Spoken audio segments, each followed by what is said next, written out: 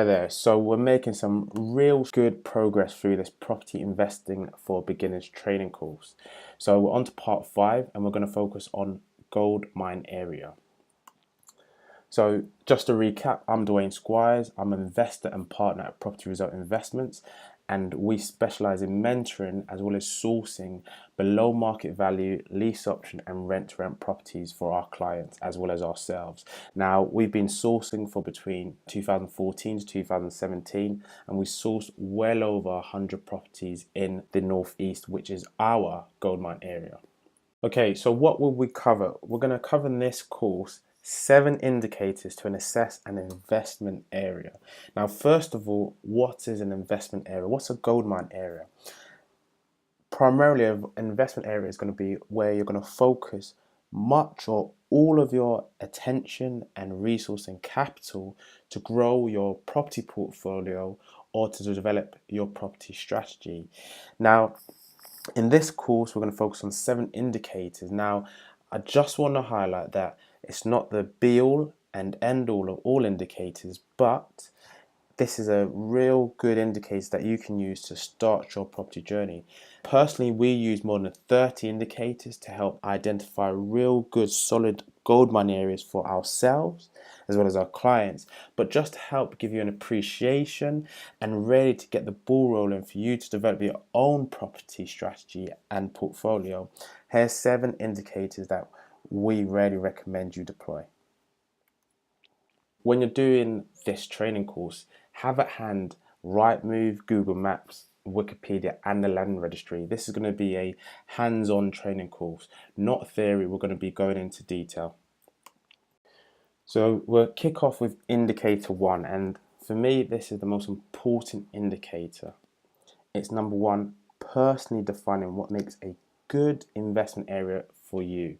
There's a lot of training, advice, guidance to help pinpoint an area that person might think is a good investment area for themselves, but it may not be for you.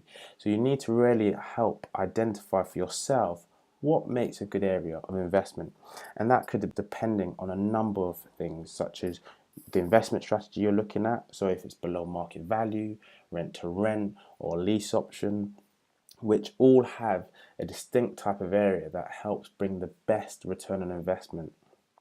It's also linked to the geography of the area, the location of where that's based, whether it's close to where you're located or whether it's further afield. And also the type of tenants, whether it's professional, contractors or LHA. And also your budget has to play into this. So you may have a limited budget, and going for areas like London and more south of England just won't give the strongest return on your capital invested. And primary element of what you should be thinking about when you're looking at what looks like a good investment area for you is return on investment. So this is one of the key principles I've been emphasizing and teaching throughout this training course, which is to try and make your decision simple, is to look at, is the area going to give the optimal highest return on investment? So that's indicator 1. So we're going to indicator 2, and this is where you're looking for areas which are undervalued in price. Back in 2007 and 2008, the property prices declined significantly. Now, since then, there's been a number of areas, especially in the south, like London, where prices have recovered even to a level higher than what was seen in 2007 and 2008. But there's a number of hotspots, especially up in the north, where prices have recovered but are still undervalued versus what the prices were back in 2007 and 2008, which will give you a good opportunity of finding a below market value property. So we'll show you how to find these areas, and that's using the Land Registry to look at opportunities of where the prices are lower in value. All we're going to do is go to the website, the Land Registry. So go over to Google, click on Land Registry, go down to HM Land Registry, and you want to click on the button that says Search House Prices. Click on Find Out House Price Trends, Start Now, and it's going to come to a page called UK House Price Index. And then this is where a lot of the data is kept. So this part of the page will give you data on prices for certain areas over certain dates. And what we want to do is click on customize your search. And as you can see, you can look for different locations, whether it's the United Kingdom, England and Wales, England, Scotland, etc. You can search by local authorities such as Sunderland, Dagenham, etc. You can click on English regions as well as English counties. Now, just for this example, we're going to look at London. So if you click on London, and then we're going to select on a certain date. Now, around 2007, 2008 is when the property cycle started to burst, and that's where prices significantly started to decline. So we're going to go back to 2007, and we're going to focus on the 1st of January 2007.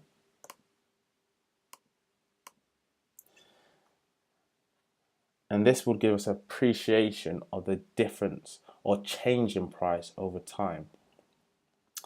So we won't filter any further, but as you can see, back in January 2007, prices in London were just below 300,000, around 270. And then they decreased and stayed around the 250, 270 price range around or up to 2009, and then there was a steady increase in price since then. Now you can see the average price changes, you can see the price index information, you can look at what the percentage change in price was month by month. But a key point I want to highlight is the total sales volume. So as you'll see, back in 2007, the sales volume or transactions happening per month were averaging around 15,000. But coming to 2008, it was a significant decrease from that 16,000, 17,000 transactions per month down to as low as 3,200. Significant decrease.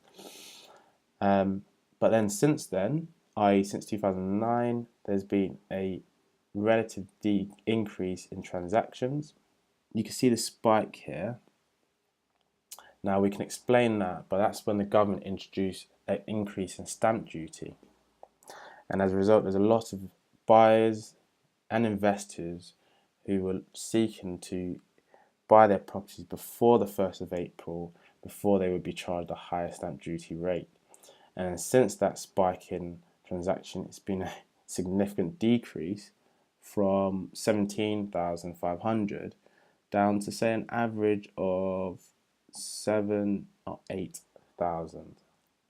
Power of using Land Registry is, yes, looking at a certain area, but doing a comparison of an area to another area and seeing what are the changes in price relatively as well as transactions. So we'll head over back to the training course, and then we'll do a comparison between London as well as the North East, and that should help us understand relative changes in price as well as transactions.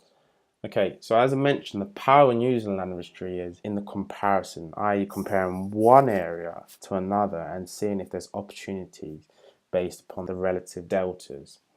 Talked about London and saw that there's been a decrease in price between 2007, 2008, and then there's been a real strong rise in prices since then, up until now. When you compare that to the North East, in 2007, 2008, the price highs were around 140,000, and then there's an average price of around 118, 119 as of 2008, 2009. And actually, since then, in that same area, prices have remained relatively flat. When you get to the last maybe year or so, i.e. since 2016, prices of the North East have actually been increasing. And what's interesting is, although they've increased, the prices are still lower than their price highs back in 2008, 2007. So there's room for prices to increase.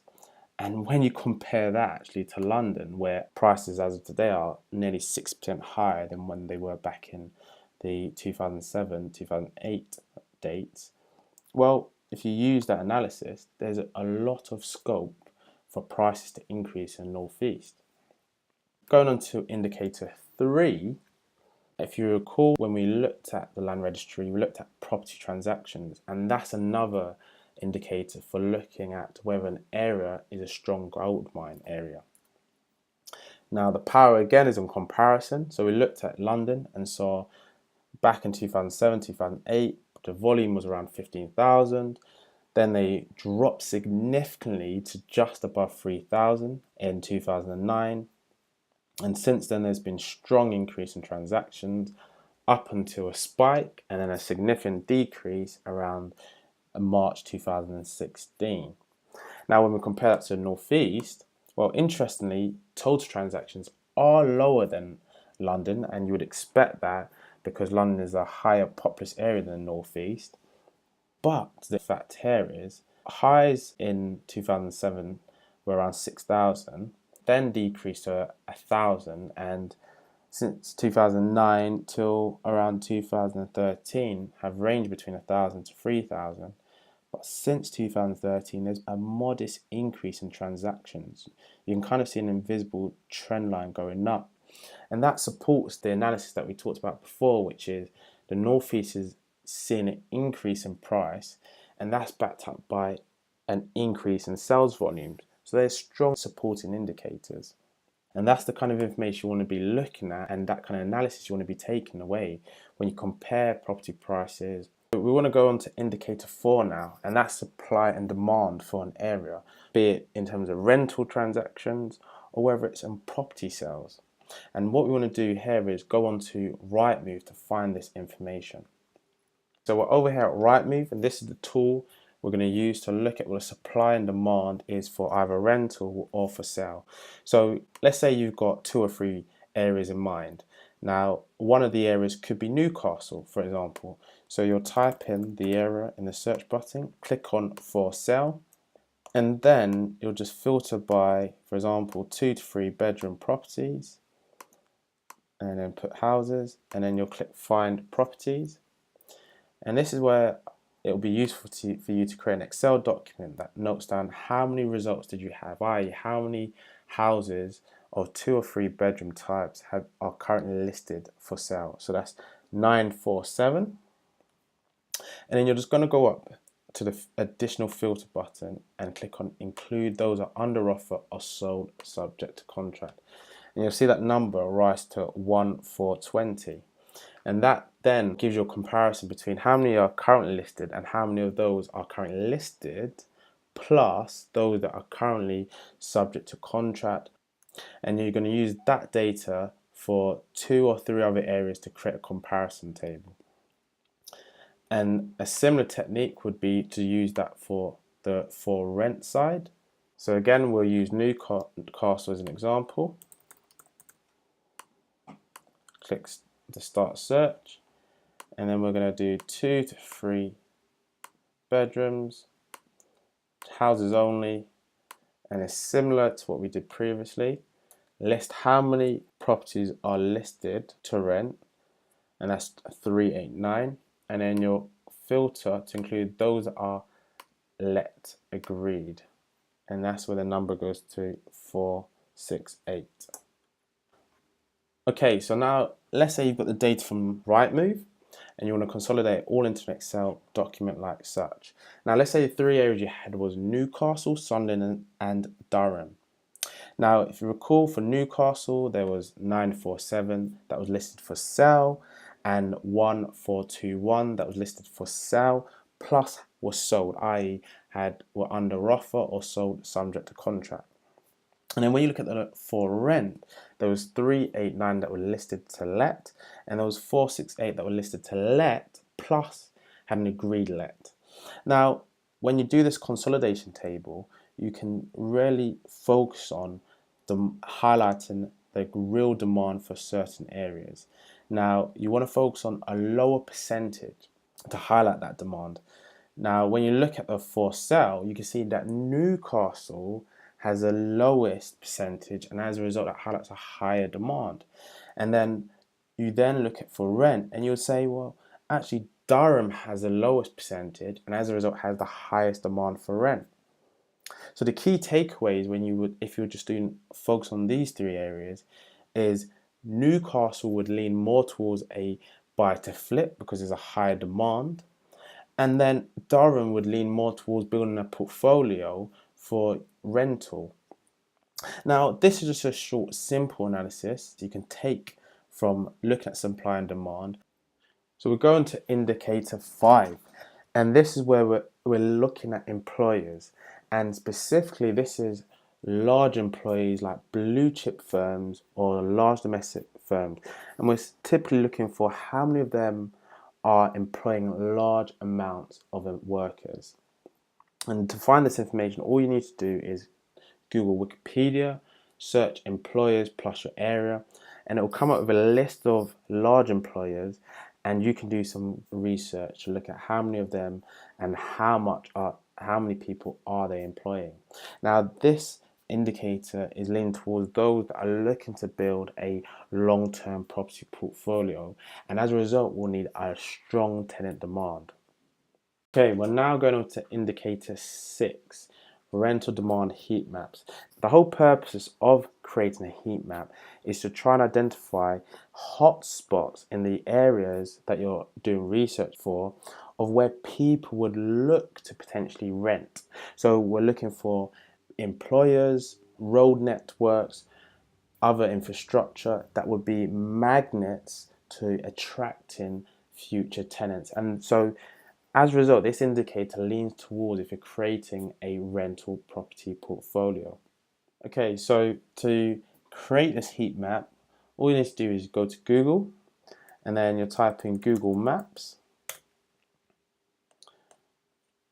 Click on Google Maps, and you'll type in the area that you're researching. So let's just say we're doing Sunderland for this example. And then you would click this away, zoom in slightly, and then you would take a print screen of this map, and then we'll start marking out the various areas on there which will be hotspots or magnets for tenant demand. So now you've got the print screen of the area you're looking to do research. You then want to use a tool that will help highlight those key hotspots. I'm using a Mac, and Mac allows you to edit certain images that you've got, and what I would do is take that, and for example you'll start highlighting the key hotspots. So you've got the hospital as one, you've got Durham, you've got the university, you've got Rolls-Royce, another big employer, you've got a Nissan site which is up here, and you want to start highlighting the major road links.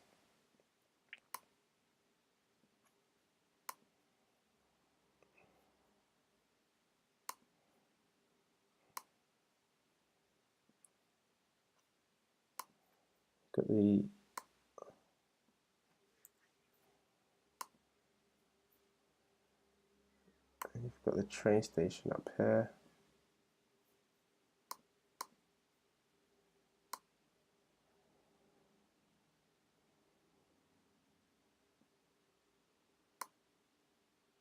Railway there.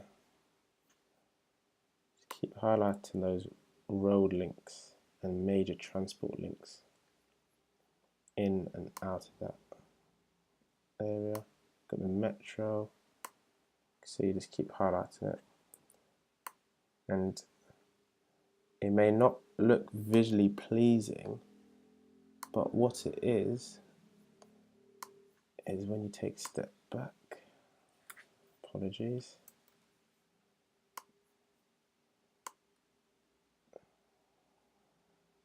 and there.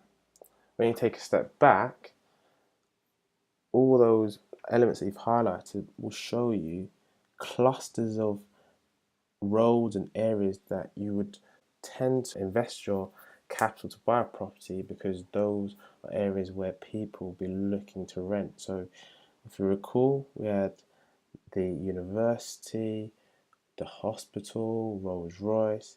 So it's these roads and areas that you'd want to be potentially investing in, because it's right in the heart of Rolls Royce, the hospital, the university, the train station, and areas up here right next to Nissan, which employs thousands of workers.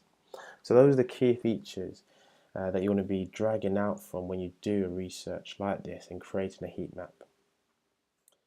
Okay, so we're now on to indicator 7, which is leveraging local knowledge. And this is where you're working or networking with letting agents and property sources to try and identify and answer more detailed questions on your pursuit to find your gold mine area. So questions that you may want to raise are: what's major investment opportunities? What's major investment from local government or national government to improve the area? What certain type of tenants are there? Property hotspots that are coming up, areas to avoid and areas to look out for, and street by street detail. So I really recommend getting in contact with letting agents or a really decent, competent property sourcer who knows what they're doing, who will be able to answer those more detailed questions of yours. Okay, so we've just gone through 7 indicators that you can use to assess and identify a gold mine area. Now, if you remember at the start of this video, we highlighted that we use more than 70 in our property business. So if you've got any questions on those 7 or want to find out more information about the 30 that we use in our business, feel free to reach out to either myself or Richard using the contact information on the screen. That wraps up video 5, and we're going to video 6, which is going to highlight the exact steps you need to take. If you found these videos useful and you found this video useful, please subscribe to our YouTube channel.